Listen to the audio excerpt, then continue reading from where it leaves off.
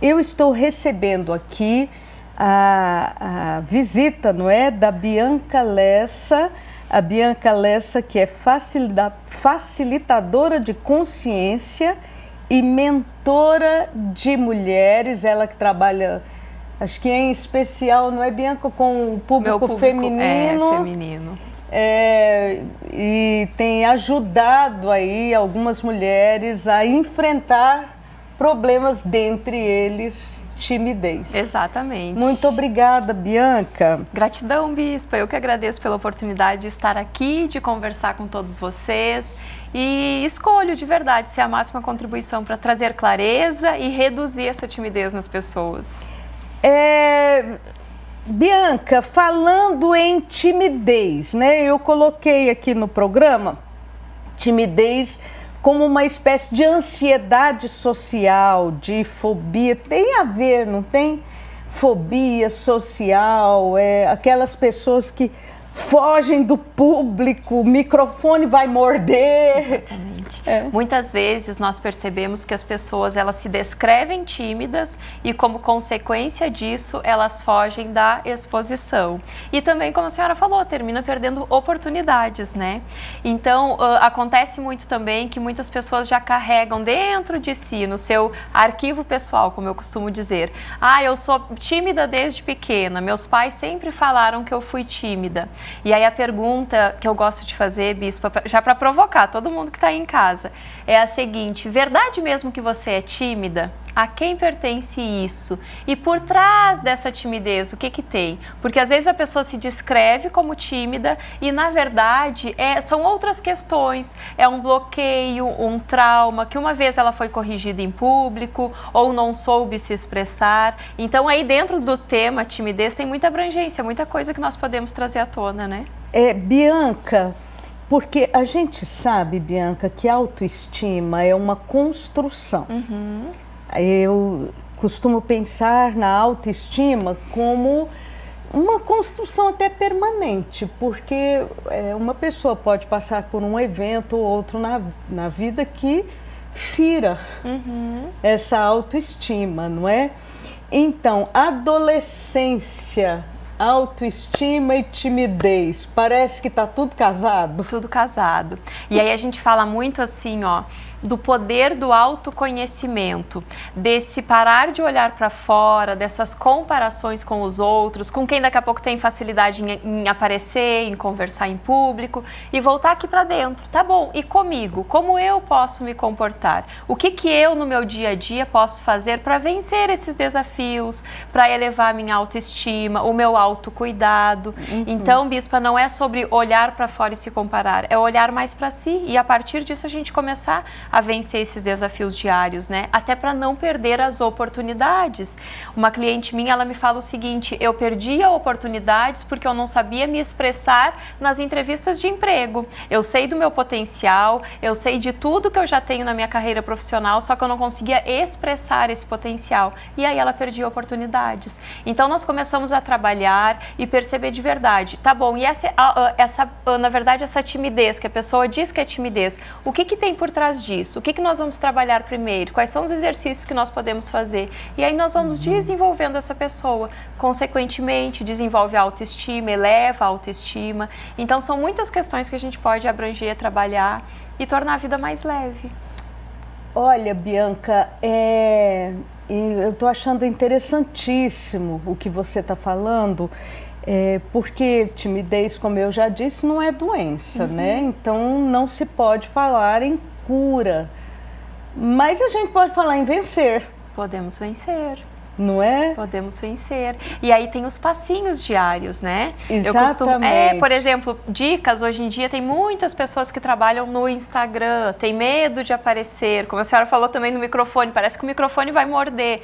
O que que nós podemos fazer? Primeiro começa dando um bom dia, sem virar a câmera para si. Vira para a paisagem, mostra algo bonito, só começa a ouvir a sua voz e vai percebendo, vai se acostumando com tudo isso. Tirando esse rótulo. Às vezes esse rótulo não é da pessoa, pessoa, deram para ela e ela comprou essa ideia.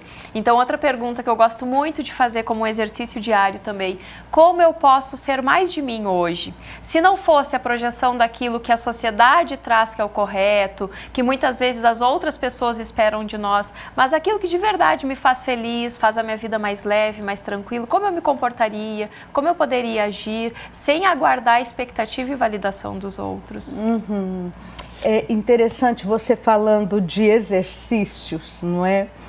Quando eu comecei, eu sou pastora, né, bispa, e a gente tem que lidar com o público. A gente precisa lidar com o público, né? Então, eu me lembro que bem jovenzinha, quando eu comecei, que eu tinha que preparar uma palavra, eu tinha que dar uma palavra, não é? E era difícil para mim. Alguém virou para mim e falou assim, por que que você não se exercita antes? Não é?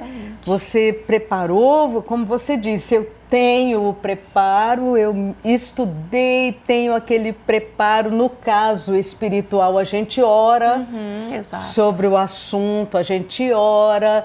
Estou totalmente preparada, mas na hora, ai Jesus, frio na barriga. Dá um frio na barriga e a tendência é os pensamentos ficarem meio assim, não é? Confusos. Então, uma das coisas que me ajudava era ter escrito alguma coisa. Trago isso até hoje comigo, viu? E outra coisa foi me exercitar antes. Falar. Falar ou no espelho ou num lugar, não é? Até para uma parede. Ter domínio, né? Ter domínio daquilo que vai abordar. Falar, não é só pensar, é falar. Isso ajuda mesmo? Claro que ajuda. E ajuda também, pessoal, quando nós temos clareza disso que nós estamos falando e acreditamos no nosso potencial. Então, eu volto aqui, não tem como fugir disso, dessa questão do empoderamento e do autoconhecimento. Se eu souber quais são as minhas fragilidades, se eu começar a trabalhar essas fragilidades, e muitas vezes a gente faz isso sozinho, outras vezes precisa de um apoio profissional e tá tudo bem. Se a pessoa for voltando a olhar para ela, ela vai perceber até onde ela consegue caminhar sozinha e aonde ela precisa de um auxílio. Só que são esses degraus. Às vezes, por exemplo, a pessoa busca uma promoção profissional. Se ela não conseguir expor o conhecimento dela, ninguém sabe que ela é capaz de ser promovida. Então, eu falo muito sobre isso. Esse crescimento, essa expansão que as pessoas buscam, até profissional, começa também dentro de nós, fortalecendo a nossa espiritualidade, fortalecendo a nossa autoestima, fortalecendo esse empoderamento de eu acreditar que eu sou capaz. Há poder, não é? Há poder em Exatamente. nós. No caso de nós evangélicos, tem um versículo que diz, tudo posso naquele que me fortalece. Não é? Exatamente. Então, há poder em nós. O poder de Deus está em nós, né? Tem um temperinho, eu falo assim, que nós temos um tempero que Deus colocou na nossa vida. E esse tempero é único, é a nossa habilidade, é o nosso carisma, que cada um tem o seu. A Bianca tem o seu, a Bispa tem o seu. E é isso que cativa as pessoas e conquista a se conectar conosco, né? Então, muitas pessoas ficam tentando se comparando, tentando se comparar, buscar aquele espaço de ser igual a alguém. Não fuja da sua verdade, é a sua verdade que vai funcionar. Bianca, então, como ajudar alguém, não é? Por exemplo, eu lido muito com mães de pré-adolescente, adolescente jovem. Parece que é uma fase em que a pessoa está se descobrindo, não é? E tem mais dificuldades, não é? Então, que conselho você daria para alguém que conhece um amigo tímido? Como ajudar? Em primeiro lugar, respeitando essa pessoa, porque às vezes as pessoas querem contribuir e chegam a um grupo maior e diz, fala, ele é tímido, ele não se expressa, aí bloqueou ele ainda mais. Que tristeza. Então assim, a gente precisa respeitar o comportamento de cada um e oferecer ajuda, Bispa, contribuição, auxílio, condução. Só que eu também falo o seguinte, ninguém consegue salvar a vida de ninguém. Se a pessoa não estiver na escolha, não adianta eu querer forçar a barra com ela. Então, eu acredito muito nesse espaço de respeito, respeitar o momento de cada um e oferecer, estar acolhendo essa pessoa, mas acima de tudo com muito respeito. Senão, cada vez essa pessoa vai ficar mais voltada lá para o casulo dela. Você falou uma coisa que eu acho impressionante, importantíssima, a questão do rótulo. Então, Bianca, me lembrei de uma situação que eu vivi, não é? No grupo de solteira, não foi comigo, mas com alguém que, assim, uma amiga que eu gostava muito, né? E então, sabe, era uma situação de lanche, a turma no lanche, Sim. né?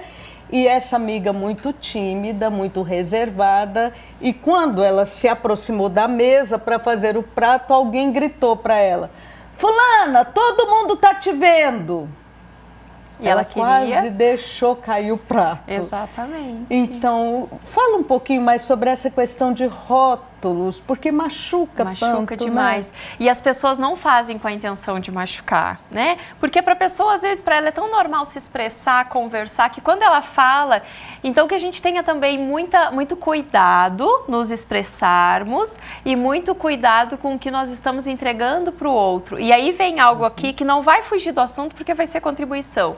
Que a gente possa cuidar o quanto nós somos impetuosos com as palavras. Por quê? Porque nesse momento ela foi impetuosa. Não estou falando no espaço de julgamento, mas que a gente possa trazer clareza para a nossa vida. Ela foi no ímpeto brincar com a amiga e constrangiu essa amiga.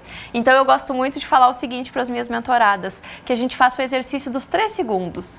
Veio algo para eu falar, isso que eu vou falar agora é contribuição ou não vai contribuir na vida de ninguém? Se não for contribuir, que eu não fale, porque daqui a pouco eu posso causar um bloqueio, uma crença, uma limitação para alguém. E um constrangimento até para si próprio, exatamente, né? De ter feito uma brincadeira sem a intenção de machucar, mas perceber que machucou. Não é, Bianca? É impressionante isso e nós precisamos sim ter sabedoria. E às vezes a gente vê, eu vejo nos atendimentos presenciais também, que as pessoas chegam constrangidas até de falar das suas questões. Então, por exemplo, eu trabalho com recurso em que a pessoa não precisa se expressar.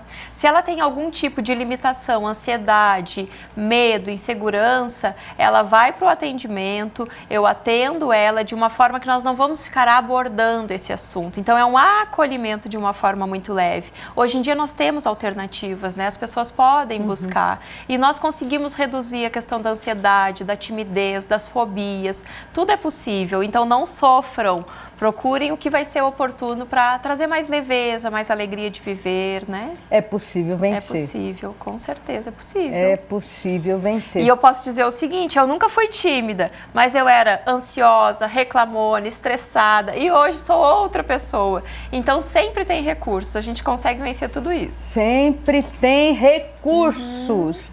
Eu falei aqui com a Bianca Lessa, ela que é facilitadora de consciência e mentora de mulheres, Exatamente. atende online, não é? Atendo online e atendo presencial aqui em Goiânia também. Bianca, você quer deixar um telefone? A nossa produção pode colocar Pode, um WhatsApp? pode colocar sim.